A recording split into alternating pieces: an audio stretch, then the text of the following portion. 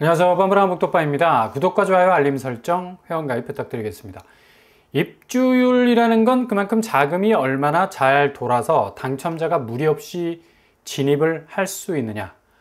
결국에는 아무리 분양에 당첨이 돼도 이게 기본적으로 작동되지 않으면 헛바퀴 돌리는 일인데, 서울 아파트 입주율이 79% 정도에 그친다는 점, 이거 되게 심각한 지표일 수 있다는 얘기죠. 그만큼 어렵게 당첨된 집인데 끝내 자금 때문에 포기해야 하는 사태까지 일어날 수 있는 이 개인 부실의 총체적인 합이 될 수 있는 지표라고 볼 수가 있겠습니다. 이런 현상이 지금 서울 아파트에서 실제로 벌어지고 있다는 사실.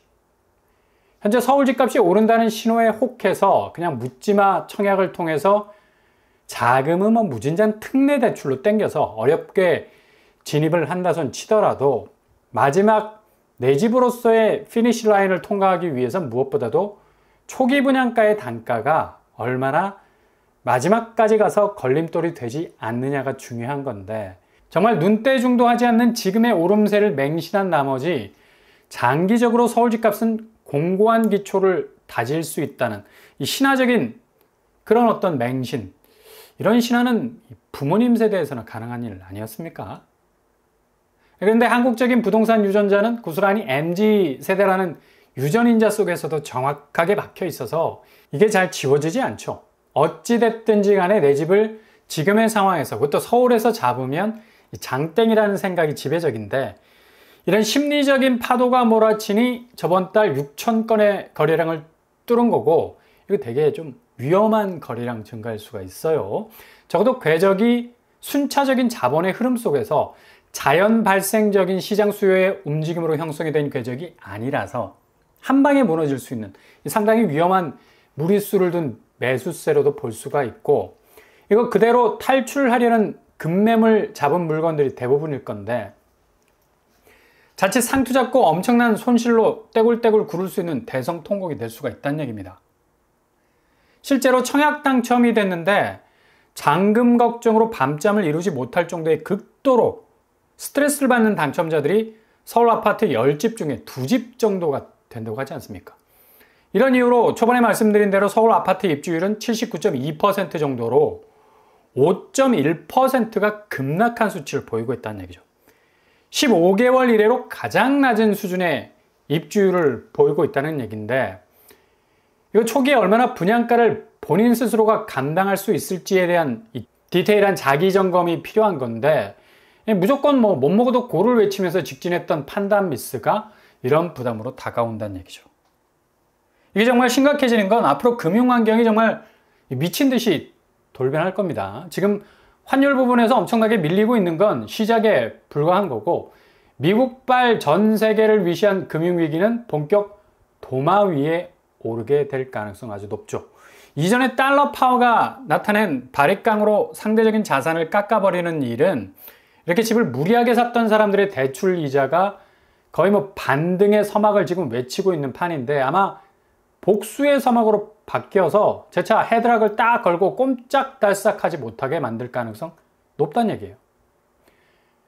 조심하시라. 하반기를 지나 연말로 가는 시점에서 반등의 서막은 꼬리를 감추게 되고, 그렇게 땡겨온 자금들이 죄다 뒤통수를 깔 수 있는 복수의 서막으로 변할 가능성, 이 지난주 이슈로 인해서 완전히 상황이 바뀌어버렸다는 얘기죠.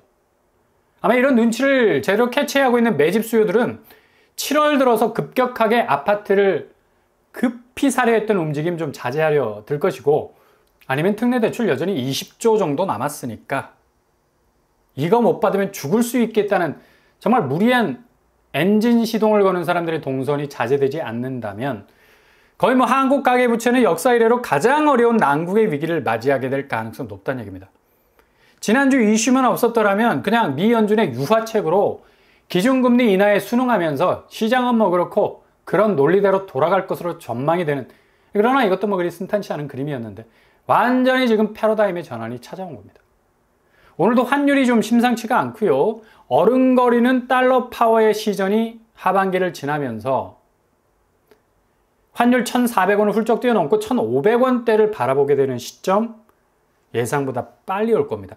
아무리 한은에서 환율 방어에 보유한 달러 태운다 해도 금고가 비어가는 목의 침이 꼴딱꼴딱 넘어가는 상황이 오게 되면 적극적으로 방어할 기세도 누그러질 수밖에 없는 거죠. 뭐 그래프만 봐도 뭐 이게 아찔아찔합니다. 워낙에 환율 탄성이 상당히 강하게 튀어오르는 상황이라서 결코 안심할 상황이 아닌 것은 자체 해법에서 원하는 그 해법이 거의 없다는 얘기입니다. 일본 슈퍼엔저, 위안화 약세, 중국은 뭐 GDP마저도 오늘 5.1%에서 훨씬 하회하는 4%대 수치를 찍었죠. 앞으로 엔화와 위안화의 약세는 원화를 더욱더 외롭게 고립시킬 겁니다. 단적으로 물가는 천정부지로 오르고 인플레는 소나기에서 전혀 잡힐 수 없는 상태로 빠져들게 될 거고요. 주식시장 코스피는 여전히 지지부진, 오늘 뭐 살짝 오르긴 했는데 이런 궤적은 전혀 개미들이 호감을 갖지 못하는 장기적인 박스권 내의 정체 상태를 고스란히 가지고 있는 지표라서 앞으로 한국 주식시장은 부동산 자산시장이 직격으로 위기를 맞기 이전에 급격한 내림세를 시전하게 될 가능성 아주 높다는 얘기죠. 오늘 발표된 가계빚 비중 순위를 보면 한국이 GDP 대비 세계 4위를 랭크하고 있습니다. 국제, 금융협회, IIF 부채 보고서에 따르면 한국의 부채는 부동산 부분에서 2019년으로부터 기인한 영끌이 성행한 이후로부터 급격한 부채 증가율을 보이고 있다는 평가를 아주 냉정하게 내렸습니다. IIF뿐만 아니라 IMF에서도 이런 냉정한 평가를 내리고 있는 거죠. 정말 아찔한 지표라고 볼 수가 있고요. 한마디로 다른 여타의 랭크를 기록한 나라들이 이 부동산 때문에 이렇게 어마무시한 부채가 쌓인 나라가 거의 없다라는 거. 이게 한국의 부채와 다른 여타의 나라가 지고 있는 부채와 격이 다른 점이죠. GDP 대비 99% 정도의 수준이면 80% 부채 수준이면 경제 동력을 완전히 잠식을 시켜버리는 수위인데 이게 100%를 탈피한 것도 99% 수준이라는 점에서 거의 뭐 또이또이한 수준이라서 말을 못하겠고 이렇게 심각한 부채들은 고스란히 금융환경이 이상기후가 찾아오게 되면 고스란히 빨간불이 들어오면서 째깍거리는 소리를 내면서 동시다발적인 폭발로 이어질 수 있는 끔찍한 상황이 올 수 있습니다. 지금 이 시점에서 부채 문제를 관리하지 못하면 거의 경제 대공황격인 전 세계적인 금융 변화의 시점에선 한국은 거의 뭐 떡실신할 가능성 아주 높다는 얘기죠. 얼마 길게 남지도 않았습니다. 대략 3, 4개월 뒤면 그냥 우리 두 눈을 의심할 정도로 급격한 금융 대변화가 찾아올 가능성이 높아서 지금 금융당국에서 부채 관리하는 수준은 뒷문 열어주고 뭐 앞문을 막겠다는 건데 아니 특례 대출 열려있고 스트레스 DSR 2단계 가을로 연기한 상황에서 어떻게 부채 문제가 속도를 줄일 수가 있겠습니까? 가뜩이나 한은의 기준금리 인하까지 기대하는 황당한 얘기까지 떠들고 있는 상황에서 지금 물가를 한번 들여다보세요. 오늘 한은에서 발표한 수출입 물가 한 달 만에 다시 반등을 했습니다. 환율 상승으로 인한 영향을 받았다 하지만 이게 지금 2% 물가 지표가 체감적으로는 전혀 느껴지지 않는 부분이 많고 일단 수입 물가 지수는 이렇게 반등의 지표를 보이게 되면 고스란히 소비자 물가 지수에 영향을 줄 수밖에 없는 거고 결국 물가 잡는 일은 요원해질 수밖에 없다는 얘기죠. 한은이 금리를 움직일 수 있는 입지는 상당히 좁아질 수밖에 없다는 얘기입니다. 작년 7월 딱 이맘때쯤에 7월 소비자 물가 상승률이 2.4%대로 나와서 물가가 둔화세로 접어들었다고 뭐 예상 전망치를 3.3%로 낮췄지만 실제로 나온 지표는 3.4% 나와서 뭐 화들짝 놀라가지고 물가 예상치를 급격하게 다시 조정을 했고 3.6%까지 치솟는 해프닝이 있었는데 거의 뭐 대자비에 가까운 일이 일어나고 있습니다. 지금 2.4%까지 내려왔다고 안심할 단계가 아니란 얘기죠. 전혀 이런 기운을 받을 만한 지표를 낼 수가 없는 건데 작년 7월처럼 다시 반환점을 돌아서 3%대 후반으로 치솟을 가능성도 아주 많다라는 얘기죠. 이렇게 기본적으로 물가가 불안정한데 무슨 금리 인하가 되겠습니까? 뼈도 못 추리게 되죠. 그러니 지금 금리 상황은 주담대 저공비행했던 것들이 은행채 금리 내려갔던 미끄럼틀을 그대로 타고 있는 거라서 향후 다시 올라갈 일만 남은 건데 일단 물가 지표가 이렇게 불안정하니 아무리 뭐 금리가 액면으로 보기에 라이트하게 보여도 덥석 낮은 주담대 금리 잡으려 하는 와중에 변동금리가 요즘에 뭐 코픽스가 내려가는 추세라서 고종에 비해서 유리할 거라는 얘기들도 순간적으로 바뀌는 바람의 방향이 될 수 있다는 점에서 변동성이 아주 큰 얘기가 될 수가 있다는 얘기죠. 그러니 무턱대고 보이는 금리 싸다고 물어버리면 오히려 내가 물은 게 아니라 내가 물릴 수 있는 역반응이 일어날 수 있어서 냉정하게 접근하셔야 되겠고요. 그러니 코픽스 내려서 변동금리 내려가도 사람들이 고정금리에 매달릴 수밖에 없는 현상이 일어나고 있는 겁니다. 이런 분들은 현명한 선택을 하는 거고, 어찌 보면 변동금리는 낚시바늘과 같은 역할을 해서 잘못 꿰일 수 있는 위험이 크죠. 특히 요즘 같은 상황에서.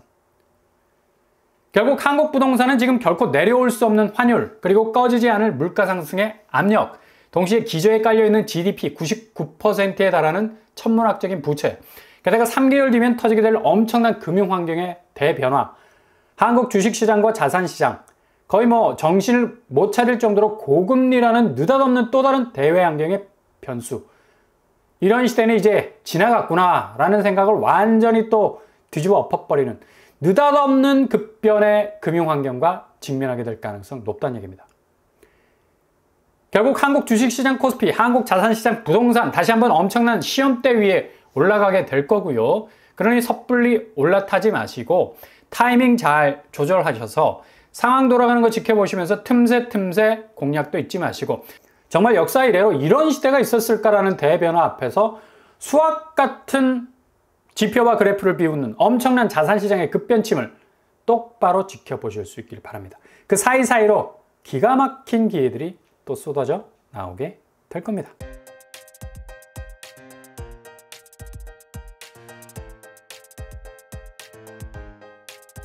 오늘의 부동산 캐릭터처, 서울 아파트가 심상치가 않죠. 입주율에 금이 가면서 자금이 제대로 도는 신호가 나오지 않는 건 앞으로 부동산 시장에서의 개인적인 자금 경색도 심각하게 터져 나올 것으로 보이고요. 한국은행이 밝힌 수출입 물가가 다시 반등한다는 지표는 이렇게 잡히지 않는 물가 수위를 다시 전면에 등장시키고 있는 건데, 개인이 자금을 감당하는 수위도 물가 수위에 따라서 움직일 수밖에 없는 거고, 세계 부채 4위라는 규모가 괜히 나온 게 아니죠. 이렇게 위험 신호를 보내는 것, 그리고 3개월 뒤 금융 드라이브를 확실하게 걸 미국발 충격파가 다시 터지게 되면 거의 아수라장이 될 가능성 많습니다. 잘 지켜보실 수 있길 바랍니다. 정말 놀라운 일들이 눈앞에서 일어나게 될 겁니다. 오늘도 응원합니다. 항상 여러분의 길이 꽃길만 되실 수 있길 바랍니다. 부산 오빠 한번 복덕바를 마치겠습니다. 구독과 좋아요 부탁드립니다. 감사합니다.